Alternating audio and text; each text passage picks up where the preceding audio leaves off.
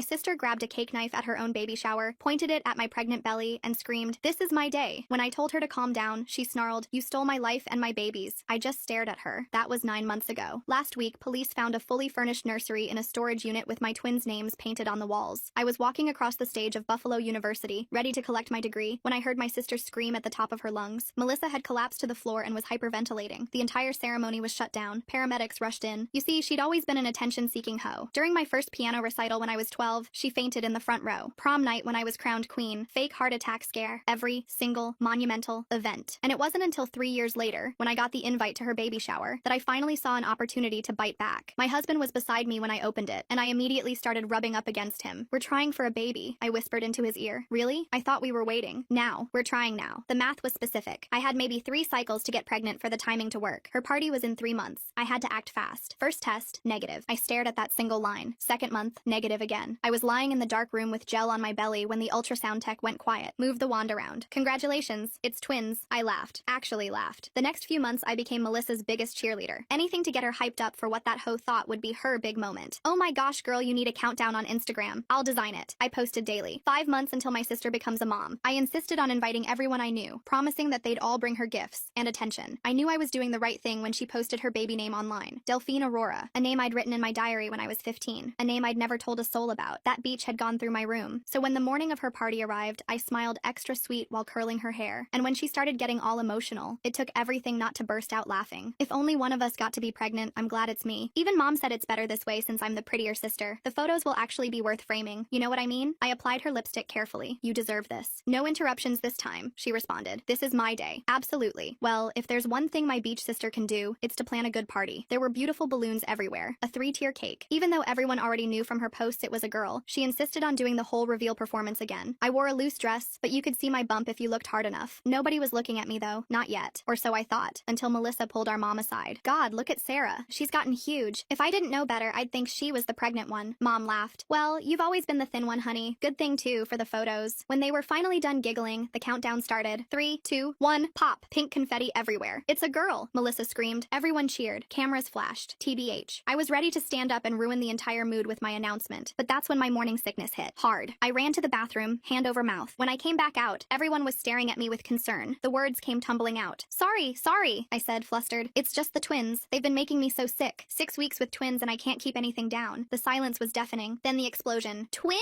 Aunt Martha shrieked. "Oh my gosh, Sarah!" The crowd shifted like a tide, away from Melissa, toward me. Hands reached for my belly. Questions bombarded me from every direction. "When did you find out? Do twins run in your family? Are they identical?" Melissa's face went from pink to red to purple. I watched her chest start heaving. I braced myself for the performance. I can't breathe," she gasped, clutching her chest. "Someone, help!" But everyone was around me. Even her own husband was asking me about twin strollers. "Hello?" Melissa screamed. "I'm having a panic attack. This is my party." Mom glanced over, annoyed. "Melissa, honey, not now. Sarah's having twins at her first pregnancy." That's when Melissa lost it. Actually lost it. She grabbed the cake knife, and for a second I thought this was how I'd die. Death by baby shower. "This is my day!" she screamed, mascara running. "Mine! I've been trying for 3 years!" Ryan grabbed Melissa's wrist and twisted the knife out of her hand while she stood there frozen, her whole body shaking like she was having a seizure. The knife clattered onto the floor and kicked under the dessert table as Melissa's legs gave out completely. She dropped to her knees and started wailing so loud that the neighbors probably heard it 3 houses down. Her mascara ran down her face in thick black streams while she pounded her fists on the floor screaming that I ruined everything, that I always ruin everything, that this was supposed to be her special day. Mom rushed over and wrapped her arms around Melissa, rocking her back and forth while completely ignoring me standing there in shock with my hand on my belly. At least 20 phones were pointed at us, everyone recording the whole meltdown like it was some kind of reality show. Ryan managed to get Melissa into a chair where she sat hyperventilating, her chest heaving up and down so fast I thought she might pass out. He whispered something in her ear over and over, probably trying to calm her down, while the rest of the guests just stood around awkwardly not knowing where to look or what to do. Daniel grabbed my arm and pulled me toward the door, his face completely white. He asked if I was okay and said we needed to leave right now before things got worse. That's when Mom stormed over and slapped me hard across the face, the sound echoing through the whole room like a gunshot. She screamed that I was a selfish bitch who couldn't let Melissa have one single day without making it about me. The room went dead silent except for Melissa's crying, and I heard several people gasp at what just happened. My cheek burned like fire and I touched it without thinking, feeling the heat spreading across my face. Daniel stepped right between Mom and me, telling her to back the hell off or he'd call the cops himself. Grace appeared next to me and announced loud enough for everyone to hear that she was calling 911 if anyone else laid a hand on me. Nathan finally pushed through the crowd looking like he'd seen a ghost, staring at what his family had turned into. That's when Melissa suddenly bent over and threw up all over the floor, this gross yellow yellow liquid splashing onto her expensive shoes. Ryan jumped up saying they needed to go to the hospital right now because she was having contractions from all the stress. Mom immediately pointed at me and yelled that if Melissa lost her baby, it would be my fault, her voice carrying across the entire backyard. Ryan helped Melissa stand up and started walking her toward their car, but she turned around and screamed that if she lost her baby, she'd make sure I lost mine too. At least 10 people had their phones out recording her threat, and Daniel grabbed my hand saying we were filing a police report immediately. We sat in Daniel's car in the parking lot while he called 911 to report the assault and the threat against our babies. I texted Grace asking her to save any videos from the party while my cheek throbbed and I could feel the twins moving around like crazy from all my stress. 2 cops showed up about 20 minutes later and took our statements. Watching the footage, Grace and 3 other guests had saved on their phones. They took pictures of my red cheek and told us we should file for a restraining order first thing Monday morning. 3 hours later, we were home and Daniel was making me chamomile tea while I sat on the couch trying to process everything that had happened. He sat down next to me and admitted he was scared of what Melissa might do next, suggesting we should stay with his parents for a few days just to be safe. I told him no way was I letting her drive me out of my own home after everything she'd done over the years. My phone started blowing up with notifications as videos from the party went viral on TikTok and Instagram with hashtags like baby shower meltdown and psycho sister. Comments poured in calling Melissa crazy and mom abusive, while other people said I was wrong for announcing my pregnancy at her party, even if she had it coming. The doorbell started going off at 7 the next morning like someone was holding it down. Daniel jumped out of bed and looked through the peephole while I stayed under the covers. Carol stood there with her face all red and puffy from crying. She kept pressing the doorbell over and over and started pounding on the door with her fist. Daniel told me to stay back and open the door just a crack with the chain still on. Carol immediately stuck her fingers through the gap and tried to push it open while screaming about the videos. She demanded I come to the door and take everything down right now. Her voice got louder and louder until she was basically shrieking about how I'd ruined Melissa's life and destroyed our family. Daniel kept his shoulder against the door and told her she needed to leave. Carol started kicking the door and screaming that I was a monster who'd always been jealous of my sister. The neighbors started coming out of their apartments to see what was happening. Mrs. Chen from next door stood in her bathrobe recording everything on her phone. Carol saw all the people watching and started yelling even louder about how I'd planned everything to hurt Melissa. She said I was evil and had always wanted to destroy my sister's happiness. Daniel finally told her he was calling the police if she didn't leave immediately. How did Melissa know about that diary name from when Sarah was 15? That means she must have been sneaking through Sarah's stuff for years. I wonder if the twins moving around during all that stress is normal, or if babies can really feel. Carol backed away from the door but kept screaming from the hallway about how I'd regret this. She left after about 20 more minutes of yelling threats at our door. My phone rang an hour later with Nathan's name on the screen. His voice sounded completely exhausted when I picked up. He said Melissa was still in the hospital under observation, and the doctors were worried about her blood pressure. He begged me to come to a family meeting to work this out before things got worse. I could hear the desperation in his voice when he asked me to please just talk to them. I told him I'd only meet if it was somewhere public, and Daniel came with me. Nathan agreed and said we could meet at the Italian place downtown in 2 days. Those 2 days passed slowly, with my anxiety getting worse by the hour. I couldn't stop worrying that all this stress was hurting the twins. My hands shook as I made an emergency appointment with my OB/GYN. The waiting room was packed when we got there, and I noticed several women staring at me. One of them whispered to her friend and pointed at me with her phone out. They'd definitely seen the viral videos that were still spreading everywhere online. Dr. Torres called me back and did a full exam with the ultrasound machine. She moved the wand around my belly for what felt like forever while checking both babies. The twins were fine, but she warned me this level of stress was dangerous for all of us. She prescribed something mild for anxiety and told me to avoid any more confrontations. 2 days later, we walked into the restaurant for the family meeting. Carol, Nathan, Melissa, and Ryan were already sitting at a big table in the back. Melissa looked pale and had dark circles under her eyes, but she'd clearly done her makeup carefully. The second we sat down, Carol started demanding I apologize for everything. She said I needed to admit I'd planned the whole thing to hurt Melissa. Melissa sat there playing victim and wiping fake tears while saying I'd always been jealous of her. She claimed I couldn't stand that she was prettier and more loved by everyone. Ryan just sat there silently, but I saw him flinch when Melissa said that. Nathan tried to calm everyone down and suggested we all just move forward peacefully. Carol kept cutting him off and raising her voice about how I'd traumatized her pregnant daughter. Other people in the restaurant started looking over at our table. Melissa suddenly reached into her purse and pulled out a thick envelope. She slid it across the table with this nasty smirk on her face. I'm suing you for intentional infliction of emotional distress and endangering my baby. Her lawyer thought she had a really strong case and could get serious damages. Daniel immediately pulled out his phone and called his cousin Emma, who was a family lawyer. Melissa's face dropped when she heard him explaining the situation to an actual attorney. We left the restaurant with Carol still screaming threats behind us. That evening, Grace showed up at our door with wine for Daniel and chocolate ice cream for me. She'd seen everything online and wanted to check if we were okay. She sat on our couch and pulled out her phone to show us something. Grace had kept a folder of screenshots going back years documenting Melissa's attention-seeking behavior. There were photos from my high school graduation where Melissa pretended to faint, screenshots from my college acceptance party where she claimed chest pains, posts from my engagement dinner where she had a sudden allergic reaction to nothing, events I'd completely forgotten about where Melissa had stolen the spotlight with fake emergencies. Grace had been quietly collecting evidence of this pattern for years without telling me. A week after the baby shower, Daniel's cousin Emma came over to review Melissa's lawsuit. She read through the papers and actually started laughing at how ridiculous it was. Emma said it was completely frivolous and would get thrown out immediately. She suggested we countersue for assault since Carol had slapped me at the party. We could also sue for the threats Melissa made about our babies being recorded on video. Emma helped us prepare all the documentation we'd need for court. Having real legal support finally helped me sleep through the night for the first time since the party. We went to the county courthouse the next week to file for a restraining order. Emma came with us and brought printed screenshots of the threatening messages and videos from the party. The judge reviewed everything, including witness statements from the neighbors about Carol's screaming fit. He granted a temporary restraining order prohibiting both Carol and Melissa from coming within 500 feet of us. The order specifically covered our home, Daniel's workplace, and my doctor's office. Carol violated the restraining order within 48 hours by showing up at Daniel's office building. She walked right past security and started screaming at the receptionist to let her see Daniel. Security grabbed her and called the police while she fought and screamed about me destroying her family. The police arrested her and took her away in handcuffs while Daniel's coworkers watched from the windows. His boss called him into a meeting and suggested working from home until this situation was resolved. Daniel set up his office in our spare bedroom and started working remotely the next day. I woke up at 3 in the morning a few nights later to weird noises outside our bedroom window. My heart started racing as I crept over to peek through the blinds. Melissa's car was parked across the street just barely beyond the 500-foot limit. She was sitting in the driver's seat staring directly at our apartment building. I watched her for 20 minutes and she never moved or looked away from our windows. She stayed there for 3 more hours just watching our home in the darkness. Daniel installed security cameras the next morning covering every angle of our building. 2 weeks passed with Melissa parking just outside the camera range every single night. Nathan showed up at our door on a Tuesday afternoon looking like he hadn't slept in days. His eyes were bloodshot and his shirt was wrinkled like he'd worn it for 3 days straight. He slumped onto our couch and rubbed his face with both hands. Carol had been staying at their house since the baby shower and was driving Ryan absolutely crazy with her constant rants about me. Nathan said Ryan was thinking about filing for divorce because Melissa's obsession with destroying me was making her sick during her pregnancy. The stress was affecting their baby, and Ryan couldn't take it anymore. 3 days later, I went in for my 20-week anatomy scan at the hospital. The ultrasound tech moved the wand around my belly for what felt like forever, without saying anything. Dr. Torres came in and took over, measuring each twin over and over again. One twin was smaller than the other, and needed closer monitoring every week from now on. The stress was literally affecting my baby's growth, and I couldn't stop the tears from coming. Daniel held me while I sobbed in that cold, dark room with gel still on my belly. That night, Grace called me in a panic while I was lying in bed. Someone had posted my medical information all over a local mom Facebook group, my doctor's name, the address of the clinic, even my appointment times for the next month. The post had screenshots of my medical chart showing I was having twins and my due date. Only someone with access to the hospital system could have gotten those records. Daniel immediately called hospital security while I called our lawyer on speakerphone. The lawyer said this was a serious federal crime and we needed to document everything right away. Emma called me the next morning with shocking news she'd discovered through her contacts at the medical center. Nathan's wife Linda worked in the billing department and had been accessing my records illegally for weeks. The hospital's IT department found her login accessing my files 17 times in the past month. Linda was escorted out by security that same afternoon and faced immediate termination. The hospital administrator called to apologize and said they were cooperating fully with the criminal investigation. Nathan showed up at our door again that evening completely devastated by what Linda had done. He had no idea she'd been helping Melissa and felt betrayed by his own wife. The next day, I got a text from Ryan that made my hands shake as I read it. He was apologizing for Melissa's behavior and admitted she'd been keeping a notebook since high school filled with ways to destroy me. He'd found it hidden in their closet with pages and pages of plans dating back years. Ryan was scared for their baby and was meeting with a custody lawyer the next morning. He offered to testify on our behalf if we needed him in court against Melissa. 3 weeks after the baby shower, everything exploded online when Melissa posted a completely made-up story on Facebook. She claimed I'd been stalking her for months and included photos she'd edited to make it look like I was following her. The post had fake text messages she'd created showing me threatening her and her baby. Within hours, the post had been shared hundreds of times in Buffalo mom groups. Strangers started sending me death threats through Facebook and Instagram. Someone posted our home address in the comments saying I deserved whatever happened to me. Daniel contacted the FBI that afternoon about the cyber stalking and death threats. They took it seriously and said they'd open an investigation into the harassment campaign. Meanwhile, my blood pressure kept climbing higher at every doctor visit. Dr. Torres put me on modified bed rest and said I couldn't leave the house except for medical appointments. The twin size difference was getting worse and she was worried about early delivery. Being trapped at home while Melissa spread lies about me online felt like being in prison. I'm really wondering how Linda got involved in all this. Did Melissa convince her to help, or was it Nathan's mom Carol who pulled her in? The way the hospital caught her accessing those files 17 times makes me think about what exactly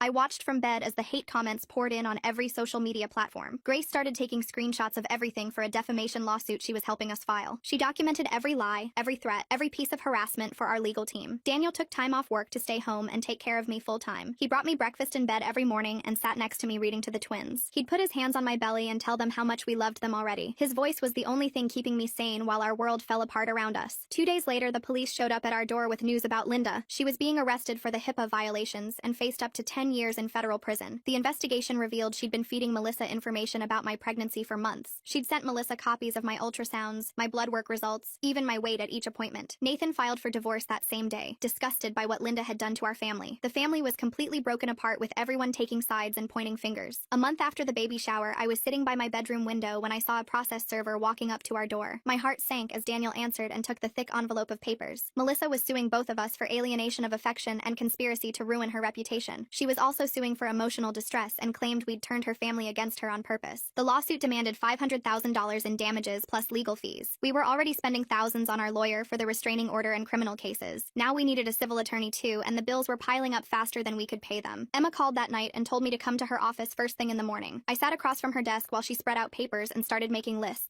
She filed 3 separate lawsuits against Melissa for defamation, emotional distress, and harassment. She pressed criminal charges against Carol for the assault at the baby shower. She warned me this could take months or even years to resolve, but we had to fight back. 2 weeks later, I woke up at 3 in the morning with sharp pains shooting through my belly. Daniel drove me to the hospital while I gripped the door handle and tried to breathe through the contractions. The nurse hooked me up to monitors and called Dr. Torres, who rushed in still wearing his pajama pants under his white coat. He gave me shots to stop the labor and explained the twins wouldn't survive if they came now at 24 weeks. I stayed in the hospital for 3 days on bed rest while the contractions slowly stopped. Melissa posted on Facebook about Karma catching up to me while I was still hooked up to the monitors. Ryan showed up at my hospital room the second day with flowers hidden under his jacket. He sat in the chair next to my bed and apologized for everything that had happened. He told me Melissa had been prescribed medication for her mental health but refused to take it. He was documenting everything for their divorce and keeping records of her behavior. 6 weeks after the baby shower, Grace organized what she called a support rally at our house. Cars filled our street and people I hadn't seen since college showed up with casseroles and baby gifts. My coworkers brought diapers and our neighbors set up tables in the backyard. Everyone was talking about how crazy Melissa and Carol had become with their social media posts. We were all in the backyard when we heard screaming from the front yard. Melissa stood on our lawn, 8 months pregnant, yelling that I was turning everyone against her. Grace tried to guide her back to her car, but Melissa pushed her away. That's when liquid splashed onto the grass and Melissa grabbed her belly. The ambulance arrived 15 minutes later while she screamed that I had caused her to go into early labor. The next morning, Daniel and I sat at the kitchen table in silence while our phones buzzed with messages. Everyone was talking about how Melissa had delivered a healthy baby girl at the hospital. I felt relief that the baby was okay, even after everything that had happened between us. Carol called my phone that afternoon and her voice was pure poison. She said Melissa had named the baby Delphine Aurora Sarah, adding my name just to spite me. Ryan texted me that he was refusing to sign the birth certificate until Melissa agreed to counseling. 2 months after the original baby shower, Grace threw me another one at her house. I was opening presents when a process server walked up and handed me papers. Melissa was seeking a restraining order against me, claiming I had caused her premature labor. The judge assigned to our case went to Carol's church, and Emma was furious about the conflict of interest. Despite all our evidence and Emma's arguments, the judge granted Melissa's restraining order against me. We couldn't be within 500 feet of each other, which would make our upcoming court dates complicated. Emma immediately filed for recusal and started the appeal process, but it would take weeks. That night, I lay in bed feeling the twins kick and roll inside me. Daniel held me while I cried about what kind of world we were bringing our babies into. We were both exhausted from the constant legal battles and emotional warfare with my family. 10 weeks passed with lawyers filing papers back and forth while I grew bigger every day. Grace showed up at my door one morning carrying a dusty cardboard box from her garage. She'd saved all our childhood photos from when Carol threw them out years ago. I sat on the couch spreading them across the coffee table while she made tea in my kitchen. There was Melissa and me at age 5 and 6, arms around each other at the beach, both missing front teeth and grinning. Another showed us in matching Halloween costumes she'd begged me to wear with her. Photo after photo of 2 little girls who actually loved each other once. My hands shook as I picked up one from my 8th birthday, where Melissa was helping me blow out candles. Her face lit up with genuine happiness for me. Grace sat down and rubbed my back while I cried. This wasn't about a baby shower or even favoritism anymore. This was mental illness destroying what used to be a real relationship. Ryan called that same afternoon with news that made my blood run cold. He'd filed for emergency custody of baby Delphine after finding a notebook where Melissa had written, "Destroy Sarah," over and over for 20 pages. She'd also been refusing to take her prescribed medication and had missed 3 psychiatrist appointments. The judge granted his petition immediately based on the evidence. When the custody officer showed up at Carol's house to serve the papers, Melissa completely lost it. She grabbed Delphine and ran to her car while Carol blocked the officer's path. They disappeared before anyone could stop them. Ryan was at the police station within an hour filing a missing person report for his daughter. The Amber Alert went out that evening with Delphine's photo and descriptions of both Melissa and Carol. I sat glued to my phone watching for updates while Daniel paced our living room on the phone with Emma. Every news alert made my heart race. Around midnight, the police found them at a motel 2 towns over after someone recognized them from the alert. Both women were arrested on the spot for custodial interference. The news footage showed Melissa screaming and fighting the officers while Carol yelled about persecution. Baby Delphine was returned safely to Ryan, who held her like he'd never let go again. Emma called us into her office 3 days later to discuss the mounting charges. She spread files across her desk showing assault, threats, harassment, and now kidnapping charges between them. The prosecutor was pushing for serious jail time given the pattern of escalation. Emma looked at me directly and asked if I was prepared to testify testify and potentially send my mother and sister to prison. The room spun as the weight of that hit me. Daniel grabbed my hand as I nodded yes. Nathan showed up at our apartment the next week looking like he'd aged 10 years. His divorce from Linda was final and he'd started seeing a therapist twice a week. He sat at our kitchen table and apologized for 30 years of enabling Carol's behavior and favoritism toward Melissa. He admitted he'd always known it was wrong but chose the easy path of avoiding conflict. He cried when he told me he should have protected me better. 3 months after the baby shower, I was sitting in a deposition room answering questions about every incident when pain shot through my abdomen. The lawyer kept asking questions while I gripped the table edge. Another contraction hit harder. Daniel jumped up as I doubled over. The stenographer called 911 while I tried to breathe through contractions that were coming fast. At the hospital, Dr. Torres worked quickly to stop the labor with IV medication. She checked the monitors constantly while explaining that the stress was triggering real labor at only 30 weeks. The twins needed more time. She managed to stop the contractions but warned they could start again any moment. Meanwhile, Emma's appeal worked and the recusal was granted. A new judge reviewed everything and immediately threw out Melissa's restraining order against me. He issued bench warrants for both Melissa and Carol for violating the original protection order. Justice finally seemed possible after months of their games, but Dr. Torres insisted on complete hospital bed rest for the rest of my pregnancy. I spent my days in that sterile room watching the twins' heartbeats on monitors. Through a fake Instagram account, I watched Melissa post about being a victim of persecution and how the system was against her. She seemed completely detached from reality, living in some fantasy where she'd done nothing wrong. Did Melissa really write "Destroy Sarah" over and over for 20 whole pages? That's such a strange thing to do. I wonder if she was trying to work through her feelings, or if something deeper was happening in her mind when she wrote all. Daniel brought news that made everything more complicated. His company was transferring him to Seattle with a big promotion and full relocation assistance. After everything that had happened, they wanted him in a different office. He held my hand as we talked about leaving Buffalo behind and starting fresh 3,000 miles from my family. Part of me felt relief at the thought of escape, but another part felt sad about running away. 2 days later, Melissa showed up at the hospital claiming she wanted to apologize. Security stopped her at the elevator, but she managed to scream loud enough for the whole floor to hear that she hoped my babies would die just like our relationship had. 3 nurses witnessed it, and security had to physically remove her. Emma added witness intimidation to the growing list of charges when she heard about it. Ryan showed up at my hospital window 14 weeks after that crazy baby shower with his daughter wrapped in a pink blanket. Baby Delphine was so tiny and perfect with these little fingers that grabbed at the air while she slept. He held her up to the glass so I could see her face better, and mouthed that he'd filed for divorce. The papers were already signed, and he was moving to his mom's place in Rochester to raise her away from all this mess. I pressed my hand against the window and watched them leave, this innocent baby who had no idea what her mom had done. Emma called the next morning to tell me the district attorney was taking over our case completely. They were combining everything into one big criminal case against both Melissa and my mom for the kidnapping thing alone. We weren't just dealing with a lawsuit anymore, but actual felony charges that could mean real prison time. Emma explained we'd have to testify as witnesses in a criminal trial now, not just some civil case. The arraignment was set for Tuesday morning, and I watched the news coverage from my hospital bed. Mom stood there in an orange jumpsuit next to Melissa while the judge read the charges. Then Mom grabbed her chest and collapsed right there in the courtroom. The bailiffs rushed over and started CPR while Melissa screamed at the cameras that I was killing our mother. They rushed Mom out on a stretcher, and the news said she'd had a massive heart attack. Despite everything she'd done to me, I felt this weird pain in my chest watching them work on her. Nathan showed up at my room an hour later looking completely exhausted from running between floors. Mom was stable but in critical condition 2 floors below me in the cardiac unit. He said she kept asking for me and claiming she'd had some kind of revelation about everything. Daniel shook his head and told Nathan there was no way I was going near her after what she'd pulled, but I kept thinking about her lying there 2 floors down, maybe dying, and something in me cracked. I told the nurse I wanted to see her, but only with security guards present. They wheeled me down in a wheelchair with 2 guards walking beside us. Mom looked so small in that hospital bed with all the tubes and monitors beeping around her. Her face was gray and she'd aged 10 years in the past few weeks. She reached for my hand with her shaky fingers and started crying. She said she'd been living through Melissa because she was jealous that I'd made something of myself without her help. The words didn't fix anything, but hearing her actually admit it was something I never thought would happen. 2 weeks later, I was back in my room at 32 weeks pregnant watching the local news run our family story for the 100th time. The headline, "Buffalo Family Feud Turns Criminal," scrolled across the bottom while they showed photos from Melissa's Instagram. I rubbed my huge belly and realized my twins would someday Google their family and find all this crap online forever. The thought made me want to throw up more than the morning sickness ever had. That's when the news anchor mentioned something about leaked documents from Melissa's psychiatric evaluation. The report showed she'd been diagnosed with narcissistic personality disorder and postpartum psychosis. Her lawyer was already changing their whole defense to claim she was insane when everything happened. Ryan texted me that he was using the diagnosis to get full custody of Delphine permanently. Grace showed up the next day with balloons and a small cake, saying she'd planned a do-over baby shower right there in my hospital room. Just our close friends came, maybe 10 people total, and we sat around eating cake and opening presents without any drama. Everyone talked about the nursery Daniel had set up in our new Seattle apartment and how perfect it would be for starting fresh. The twins' room was painted soft yellow with 2 cribs already assembled and waiting for us. Daniel never left my side through any of it, sleeping in that uncomfortable chair next to my bed every single night. I'd wake up at 3 in the morning to hear him whispering to my belly about all the parks in Seattle and the good schools near our apartment. He'd already researched everything from pediatricians to baby music classes and had this whole plan for our new life mapped out. His voice was the only thing keeping me sane while we waited for the legal stuff to wrap up. Then 2 weeks later, all hell broke loose again, when Melissa somehow escaped from her psychiatric hold. The news said she'd convinced an orderly she was having a medical emergency and slipped out during shift change. Security footage showed her stealing a kitchen knife from the hospital cafeteria before heading to the elevators. She made it to the maternity ward entrance screaming my name and waving the knife around. 3 security guards tackled her before she could get past the locked doors, but not before she'd terrified a bunch of new moms and visitors. The whole floor went on lockdown for 2 hours while police arrested her, and this time the judge ordered her held without bail. The prosecutor called me 2 days later to say they were fast-tracking the trial because of all the knife stuff and my high-risk pregnancy. Emma, the assistant prosecutor, came to my hospital room with boxes of papers and a laptop to prep me for testifying. She showed me pictures of the evidence they had, including videos from the baby shower, witness statements from everyone at the party, and screenshots of Melissa's social media posts threatening me. The whole prep took 3 hours with Emma asking me about every single time Melissa had ruined my big moments going back to when we were kids. Ryan showed up the next afternoon carrying Delphine, who was wearing a tiny pink dress with ducks on it. He sat in the chair next to my bed and shifted the baby to one arm while pulling out his phone to show me pictures of her nursery. After about 10 minutes of small talk, he asked if Daniel and I would be Delphine's godparents if anything happened to him. He said he knew things were crazy, but he wanted his daughter to know her cousins when they were born and have family who actually cared about her. Daniel squeezed my hand, and we both said yes, even though my chest felt tight, thinking about how broken everything had become. 3 days later, Dr. Torres came in during her morning rounds and circled a date on the calendar hanging on my wall. She said 34 weeks was as far as she was comfortable letting me go with all the stress, and the twins were big enough to do fine. The C-section was set for next Thursday, which meant my babies would arrive right in the middle of Melissa's trial. I spent that whole night staring at that red circle on the calendar, feeling like the universe had some sick sense of timing. The morning of my testimony, Emma set up the video equipment in my hospital room, while a nurse checked my blood pressure every 10 minutes. The judge's face appeared on the laptop screen first, then the jury box, and finally the defense table where Melissa sat in an orange jumpsuit staring straight ahead. Emma had warned me not to look at her, but I couldn't help it, and saw her lips moving like she was talking to herself. The prosecutor asked me to describe the baby shower incident, and I told them everything from the cake knife to the vomiting to her screaming about it being her day. Then he asked about our childhood, and I listed every recital, graduation, birthday, and achievement she'd sabotaged with fake medical emergencies or dramatic scenes. The jury members kept glancing at each other and writing notes, while one woman in the front row had her hand over her mouth. When they asked about the pregnancy announcement, Melissa suddenly looked up, and our eyes met through the screen for just a second before she went back to muttering. Nathan visited that evening with a box of old VHS tapes he'd converted to digital and his laptop. We watched videos from when Melissa and I were little, before everything went bad, playing dress up and having tea parties in the backyard. There was one where she was teaching me to ride a bike, running beside me and cheering when I finally got my balance. Daniel held me while I cried, watching the sister I'd lost somewhere along the way to jealousy and mental illness. Mom took the stand 2 days later, and Emma texted me updates since I couldn't watch. She admitted to hitting me at the shower and told the court she'd always favored Melissa because she was prettier and more outgoing. The prosecutor asked if she'd noticed Melissa's pattern of disrupting my events, and Mom said she thought I was being dramatic about it. But when they showed her the timeline of every incident mapped out on a board, even she had to admit it looked planned. Mom begged the judge to send Melissa to treatment instead of prison, saying she was sick, not evil, but the prosecutor pointed out that understanding right from wrong meant she was responsible for her choices. The next morning, they played the baby shower videos for the jury, and Emma said several people looked sick watching it. What makes someone decide to wave a knife around in a hospital maternity ward? The way Melissa tricked that orderly shows she was thinking clearly enough to plan her escape, but then lost all control when she got close to Sarah's floor. The knife threat was bad enough, but the way Melissa had smiled while holding it made it worse. When they got to the part where she screamed about it being her day, she suddenly stood up in court yelling that I'd doctored the footage. The judge ordered her to sit down, but she kept screaming that I'd paid someone to edit the videos until the bailiffs had to physically remove her from the courtroom. Grace stopped by that afternoon with 2 tiny outfits, soft yellow blankets, and a photo album she'd been putting together. She'd asked everyone we knew to write messages for the twins, and collected them all with pictures of Daniel and me throughout my pregnancy. Reading through the well wishes from friends, co-workers, and even some of the nurses made me realize how much love these babies had waiting for them despite all the chaos. Ryan testified the following day, and the prosecutor had him bring a cardboard box to the witness stand. Inside was a notebook they'd found in Melissa's closet titled Operation Destroy Sarah, with entries dating back to high school. He read pages out loud describing detailed plans to ruin my prom, my college acceptance celebration, my engagement party, and dozens of other events. Some entries had drawings of me crying or lists of ways to upstage me at different occasions. Even Mom looked shocked when they showed close-ups of the pages on the courtroom screens according to Emma's texts. Ryan's voice cracked when he read an entry from right after my wedding where Melissa wrote about wanting to burn my dress or put something in my food to make me sick. The prosecutor asked him about finding the notebook, and Ryan said he'd discovered it while packing up their apartment after her arrest. During his testimony about the baby shower itself, Melissa started screaming from her seat that the baby wasn't his, and she'd prove it. She yelled that she'd kill everyone who betrayed her, including me, the babies, Ryan, and anyone who took my side. The judge ordered her removed, but she kept screaming threats until 4 bailiffs bailiffs dragged her out while she tried to bite one of them. The judge immediately ordered a psychiatric evaluation and said she'd be held at the state mental facility until further notice. 2 weeks later, the judge made it official and declared Melissa couldn't stand trial because she was too sick mentally. The court sent her to the state hospital for treatment that could take years. Carol's case went forward on its own since she was mentally fine, just mean. Daniel held my hand tight when we heard the news in our apartment. We both knew this was just the start of a long road ahead. The next morning, my doctor scheduled my C-section for exactly 35 weeks since the twins weren't growing enough inside me anymore. Daniel and I spent that last night before surgery lying in the hospital bed together, talking about how we'd raise our babies away from all this crazy family stuff. We promised each other we'd break the cycle and give them normal childhoods full of love, not drama and fights. When they wheeled me into surgery the next morning, Daniel suited up in scrubs and held my hand behind the curtain while they cut me open. At 7:23 a.m., our son was born, 3 pounds and crying loud. At 7:24 a.m., our daughter followed, even smaller but fighting hard. Daniel cried when he held them for the first time, these tiny perfect babies we'd made together. Through the recovery room window, I saw Nathan standing in the hallway with tears running down his face, finally getting to be a grandfather to babies who might actually know him. The nurses took our twins straight to NICU where they'd need help breathing and eating for a while. 3 days after the birth, Nathan came to visit with news about Carol's trial. She'd been convicted of assault and harassment, but only got 2 years probation and mandatory therapy sessions. The judge banned her from contacting us unless we reached out first, which we never would. Nathan said she was finally starting to accept what she'd done wrong, but I didn't care about her redemption story. A week later, Emma brought mail to the NICU while I was holding my tiny son against my chest for skin-to-skin time. The letter was from Melissa's psychiatric facility, and my hands shook as I opened it. She'd written to apologize, but also to announce she was pregnant again with Ryan's baby from before their separation. Ryan showed up an hour later, completely broken by the news that he'd be tied to Melissa forever now through 2 kids. The twins stayed in NICU for 3 full weeks, learning to breathe and eat on their own while getting stronger every day. Grace visited daily with updates on our Seattle house preparations, showing me photos of the nursery she'd painted soft yellow with clouds on the ceiling. She'd found us a great neighborhood with good schools and normal families who didn't assault each other at baby showers. Emma filed all the legal paperwork to make our move protected, transferring the restraining orders to Washington State where the stalking laws were stronger. She made sure Melissa couldn't follow us or send people after us once we left Buffalo. On the twins' second week in NICU, Ryan brought Delphine to meet her new cousins through the glass window. He held his daughter up so she could see the tiny babies in their incubators, and she pressed her little hands against the glass saying babies over and over. Watching Ryan gently explain to Delphine that these were her cousins made me see what kind of father he could have been in a different life without Melissa's poison. He promised me he'd keep Melissa away from us, that he'd handle her visits with Delphine so we'd never have to see her again. 2 days before the twins were supposed to be discharged, Melissa's psychiatric team called with urgent news. She'd become completely fixated on my twins during her treatment sessions, telling everyone they were actually her babies that I'd stolen. The delusions were getting worse despite the medication, and she'd tried to escape twice to come find us. The psychiatrist strongly recommended we leave Buffalo immediately once the babies could travel. At exactly 3 weeks old, the twins finally hit their weight goals and could maintain their body temperature without the incubators. As Daniel signed the discharge paperwork, Nathan arrived with news that Linda had pled guilty to the HIPAA violations for accessing my medical records. She got 6 months in jail and lost her nursing license forever, another domino falling in the chain of consequences from that baby shower. Our last night in Buffalo came 3 days later, and Grace had somehow pulled together a goodbye dinner at her place with the few family members still talking to us. Nathan handed us a thick photo album filled with pictures from before everything went crazy, back when we were all just kids playing in the backyard without knowing what was coming. He promised to visit Seattle once we got settled. The twins slept through most of the dinner in their car seats while people took turns holding them and crying. Grace made my favorite lasagna and kept refilling everyone's wine glasses, even though nobody was really drinking. The next morning at Buffalo Airport, I was pushing the double stroller through security when I saw her. Melissa stood near gate 12 with some kind of medical aid beside her, wearing sweatpants and a hoodie I'd never seen before. Her face looked puffy from medication, and her hands shook as she held a coffee cup. She saw us at the exact same moment I saw her. Her whole face just crumpled like paper, and she mouthed something that looked like, "I'm sorry," before the aide turned her around and led her away toward a different gate. That was the last time I ever saw my sister. On the plane, I nursed both twins while Daniel scrolled through Seattle neighborhood listings on his phone. An older woman across the aisle kept smiling at us and finally leaned over to say we had beautiful babies and what a lovely family we made. She had no idea we were basically refugees fleeing our hometown. When we landed in Seattle, my phone exploded with messages from Emma. Melissa had been committed involuntarily for at least 6 months after she'd threatened to find us and take what she called her babies. Ryan was filing for permanent custody of both kids since she'd been declared unfit. The legal battles would keep going without us there. Our new house in Seattle was perfect with its big windows and quiet street, but I couldn't relax. Every doorbell made me jump. I checked the locks 3 times before bed and studied every face at the park like they might be someone Melissa sent. Daniel found us a family therapist who specialized in trauma and made our first appointment for the following week. Nathan called 2 weeks later with updates about Mom. She'd started therapy and was finally accepting how she'd enabled Melissa's behavior for years. She'd written us a long letter that Nathan offered to read over the phone. It was actually remorseful, talking about how she'd failed both her daughters by playing favorites and creating this competition between us. A month into Seattle life, the twins smiled for the first time during a video call with Grace. Grace. Real smiles, not just gas. Grace started crying immediately. Then I was crying. Then Daniel was crying. All of us just sobbing at these two tiny babies grinning at a phone screen. These perfect moments reminded me why we'd fought so hard to protect them. Then Emma called with news that made my stomach drop. Melissa had lost the pregnancy during what they called a psychotic episode, where she'd tried to cut the baby out herself because she believed aliens had put it there. They'd moved her to a long-term psychiatric facility upstate. Even after everything she'd done, I felt sick thinking about her lost baby and her broken mind. Ryan decided to move to Portland with Delphine and his new girlfriend, close enough for the cousins to grow up knowing each other, but far enough from Buffalo's poison. How did Melissa manage to see them at the airport if she was supposed to be in treatment? The timing feels so strange, her standing there with a medical aid right when they're leaving town forever. We agreed to meet up once a month for playdates, trying to build something healthy from all this wreckage. 3 months into our Seattle life, the final legal papers arrived by certified mail. All criminal charges resolved with plea deals or convictions. The restraining orders made permanent. Our Buffalo house sold to a nice young couple who had no idea about its history. The last document confirmed Melissa would remain institutionalized indefinitely after being declared a danger to herself and others. The war was over, but nobody had really won anything. Going back to work felt weird after everything. The office building downtown had glass doors that reflected my face back at me, and for a second I didn't recognize the woman staring back. Daniel stayed home with the twins while I sat at my desk answering emails about marketing campaigns and quarterly reports. My coworkers talked about their weekend plans and complained about traffic, and nobody knew about the viral video or the knife or any of it. During lunch breaks, I pumped milk in the bathroom and checked my phone for pictures Daniel sent of the babies. 3 weeks into the job, my manager asked if I wanted to join the team for drinks, and I actually said yes. Sitting in that bar listening to normal people talk about normal problems felt like wearing a costume that finally fit. My therapist's office had beige walls and a white noise machine that made ocean sounds. I sat on her couch picking at the throw pillow while she waited for me to speak. The words stuck in my throat for 20 minutes before I finally said it out loud. I got pregnant on purpose to hurt my sister. Not for love or wanting a family, but for revenge. The therapist didn't look shocked or disgusted, just nodded and asked how that made me feel now. Empty, I told her. Empty and guilty and somehow still angry. She said healing meant accepting all the ugly parts of how we got here. 6 months in Seattle meant the twins were turning 1, and Nathan called asking if he could visit. I almost hung up, but Daniel grabbed the phone and said yes before I could stop him. Nathan showed up at our door holding a wrapped box and looking older than I remembered. He handed me the gift without meeting my eyes and said Carol made it but couldn't come herself. Inside was a quilt made from fabric scraps in every shade of blue and green. Tucked into the corner was a small envelope with Carol's handwriting. I didn't open it. Not then. Nathan played with the twins for an hour, helped them blow out their birthday candles, then left without asking for anything more. The quilt went in the closet, but not the trash. Grace called 2 months later saying she got a job offer in Seattle. Within a week, she had an apartment 3 blocks away and was at our place every evening after work. She brought takeout and held the babies while Daniel and I ate with both hands for once. The twins reached for her whenever she walked in, and she started keeping diapers and formula at her place just in case. Ryan visited too, bringing his new girlfriend who didn't know our history, and just saw us as Ryan's normal sister with a normal family. We had game nights and barbecues, and nobody mentioned Buffalo or baby showers or anything from before. 8 months in Seattle felt like the right time for something we should have done differently the first time. Daniel suggested it while we were washing dishes, just casual like he was mentioning the weather. We could renew our vows, he said. Do it right this time. Just us and the people who actually matter. No big production or competition or family drama. I kissed him with soapy hands and said yes. The ceremony happened in our backyard with Grace, Ryan, his girlfriend, and baby Delphine, who Grace was babysitting for the afternoon. Ryan's girlfriend recorded it on her phone while the twins tried to eat the flowers Grace picked from her garden. Daniel wrote his own vows about choosing each other every day, especially the hard days. I just said I loved him, and meant it. After everyone left, we put the twins to bed and slow danced in the kitchen to no music at all. A letter came from Melissa's treatment facility 9 months after we left Buffalo. The doctor's handwriting explained she had been making progress with therapy and medication. She had written apology letters to everyone as part of her treatment. Would we consider supervised video contact in the future? The letter went into the filing cabinet in the folder marked Important Papers between the twins' birth certificates and our car insurance. Maybe someday I'd answer it. Today wasn't that day. The twins took their first steps on the same rainy Tuesday while I was folding laundry. First, one twin stood up using the coffee table. Then the other saw and had to copy. They wobbled toward each other and collapsed in a pile of giggles. Daniel said something about them already competing, and we both froze. Then he laughed and said competition could be good, like who could give the best hugs or be the kindest. We were writing new rules for our family. Some nights I dreamed about Melissa, but not the woman who held the knife. I dreamed about the sister who taught me to ride my bike in the driveway. The one who split her Halloween candy with me even though I dropped mine in a puddle. The girl who existed before everything went wrong. I woke up crying from those dreams, grieving someone who might have only existed in my memories. Daniel held me without asking questions because some pain doesn't need words. 1 year in Seattle meant 1 year since the baby shower. I posted a single photo on Instagram of the twins laughing at the park. The caption read, "The best revenge is a life well lived," and I turned off comments before anyone could respond. Some stories didn't need audiences anymore. The park near our house had baby swings and a sandbox where the twins could dig for hours. Daniel pushed them while I sat on the bench with my coffee watching our little family that we built from chaos. A woman sat down next to me and commented on how calm and happy we all looked together. For the first time I believed her. The twins would know their story someday when they were old enough to understand that families can break and heal and break and heal again. They'd know about their aunt and their grandparents and why we lived so far from where mommy and daddy grew up. But today they just knew that daddy made airplane noises when he pushed them high, and mommy always had goldfish crackers in her purse, and their world was safe and small and full of love. That was enough. That was everything. That's it for today. Thanks for exploring all these questions with me. What a ride just wondering about stuff together. See you next time. Subscribe for more content like this.